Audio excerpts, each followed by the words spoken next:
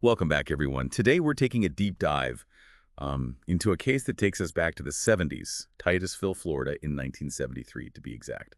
Picture this. It's, the era of bell-bottoms and disco, but a very different kind of tension is gripping this seemingly quiet town. Young women are starting to go missing, and a name will soon be on everyone's lips. Bernard Giles. And what's so fascinating about this case is the amount of information we have. We're not just talking dry court documents or, those old faded newspaper articles. We actually have access to a recent interview that Giles himself gave. Wow. Talk about a direct line to the past. It's like all these pieces of the puzzle from then to now. But the question that really gets me is, what makes someone seemingly normal turn into, well, Bernard Giles? I mean, from what I've read, his early life seems almost ordinary. Right. And that's the thing that makes cases like this so difficult to really wrap your head around. The idea that serial killers are all these like brooding loners, it often falls apart when you look closer. Giles had loving parents. He was even talented artistically. He did pretty well selling his paintings for a while, actually. So where does it all go wrong? When do we see, like, the first cracks in the foundation, so to speak? Well, one thing that jumps out is that Giles dropped out of school when he was 16. Now, of course, dropping out of school doesn't automatically mean someone's going to become a criminal, but for someone who is, showing promise, even some success, it could be a sign of, I don't know, some deeper issues. There's this idea in psychology, it's called control theory, and it suggests that when people lack those internal controls, it can lead to deviant behavior.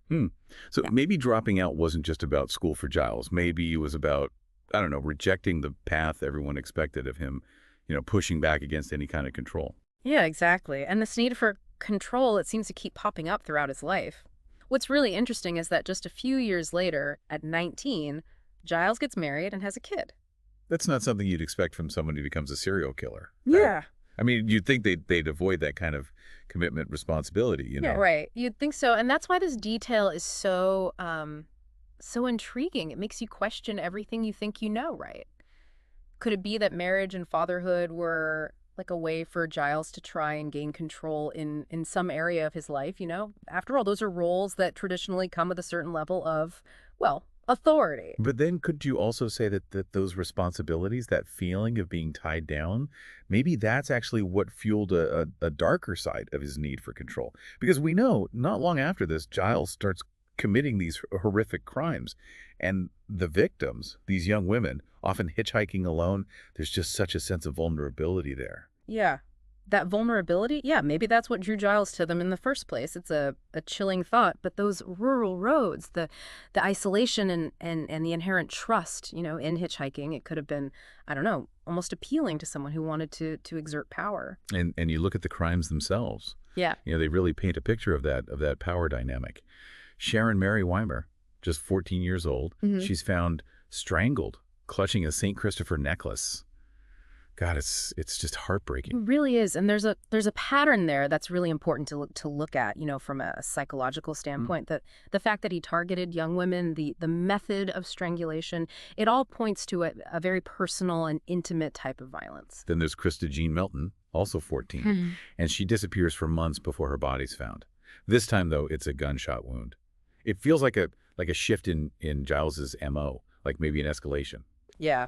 Yeah, that's a good observation. And it's a common thing we see with serial offenders. There's these cooling off periods between the crimes, but as that compulsion grows, those periods get shorter, and the violence it can definitely escalate. And with Giles, that escalation, it culminates on Christmas Day with the discovery of multiple bodies. It just adds this whole other layer of just unimaginable tragedy. Yeah, it's awful, and it makes you ask, were these just crimes of opportunity, or did Giles actually plan these out in advance?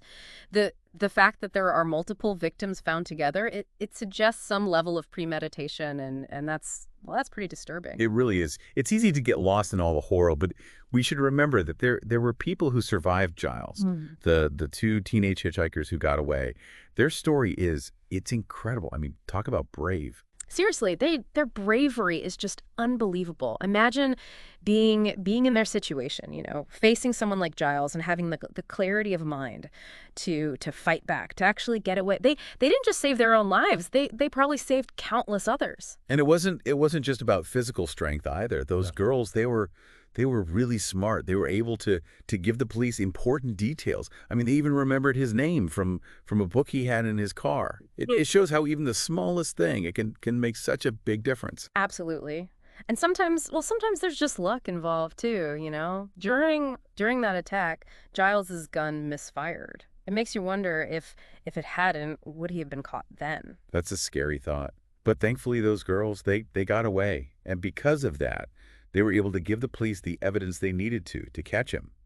Giles eventually took a plea deal, confessed to a bunch of murders to avoid the death penalty. Right. And his confessions, they give us this really disturbing look into his mind. You know, he talked about feeling this sense of power when he was committing the murders, this thrill that unfortunately is not that uncommon in serial offenders. There was this one thing he said that stuck with me. Giles mentioned playing this game as a kid where he'd pretend to strangle a friend. It really makes you think about, nature versus nurture. Definitely. There's this theory in forensic psychology. It's called the McDonald triad. And it basically says that there are these three behaviors in childhood that can be warning signs for future violence: bedwetting, fire setting, and cruelty to animals. And while pretending to strangle someone isn't, an exact fit, it does suggest this early, I don't know, this fascination with violence, with controlling another person. So could there have been like warning signs that people missed? I mean, could things have been different if someone had intervened? It's hard to say for sure, but it's the kind of question that really stays with you, especially when you study these cases. Early intervention, recognizing those red flags and getting someone the right kind of help, it can be so crucial. And then there's the escape. In 1979, Giles actually breaks out of prison. Smoke grenades, locksmithing tools, like the whole shebang. What makes someone take that kind of risk when they're already serving a life sentence? I think it goes back to that same need for control that we talked about before. Even in prison, where freedom is taken away, there's still this desire to have some control. Yeah. To kind of stick it to the system. For someone like Giles, who seemed to thrive on pushing boundaries, breaking out of prison, it might have been the ultimate act of rebellion. Well, it was definitely a bold move. It didn't last very long, though. He was caught pretty quickly. Yeah, which is pretty common with prison escapes. The reality of being on the run, it's not quite as glamorous as people think. Yeah, it makes you think, was it even really about, getting away? Or was it more about, just the act of escaping itself? But that's not even the end of the story. Years later, Bernard Giles is back in the news. He does this interview with Piers Morgan. I was really struck by how much attention it got. Why are we so fascinated by people like him? What is it about serial killers that just grabs us? Yeah. It's a question that psychologists have been trying to answer for years. There's something dark there, something mysterious that just pulls us in. I guess maybe it's just morbid curiosity, or maybe it's a way for us to kind of confront our own fears, to try to make sense of something that feels so alien to us. It does feel like we're trying to find a reason, right? Some way to make sense out of something that just doesn't make sense. But sometimes there just isn't an explanation that really satisfies us. Yeah. And that's maybe the scariest part of it all. We want these clear motives, these easy answers, but human behavior, especially in these extreme cases, it just doesn't always follow the rules. It makes us realize that the human mind, it can be really unpredictable. So after all this time spent, digging into Bernard Giles's story, what's the takeaway here? I mean, it's one thing to read the headlines, but we've really gone, beyond that. I think one of the most important things to remember is that, that image we have of the serial killer as this loner, this outcast, it's just not always true. Giles was married, he was a father, he was even successful as an artist for a while. It makes us rethink our assumptions. It forces us to pay attention to the little things, the complexities that might be hidden beneath the surface. And it really shows you how important the survivors are. Yeah.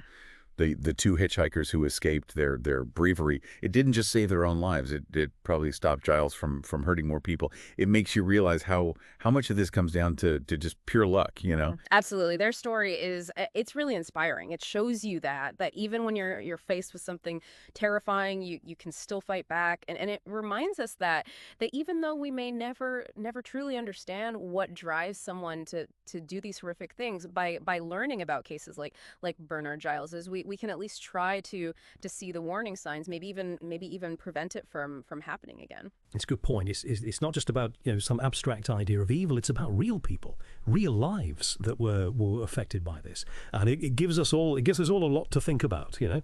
About the darkness that exists in the world, and how important it is to be aware, to never forget that even in the most ordinary places there can be shadows lurking. Well, thanks for sticking with us on this deep dive. It's been a heavy one, but hopefully you've learned something too. And if you're interested in learning more, we've got some links to articles and stuff in the show notes. Until next time, stay curious, stay informed, and stay safe.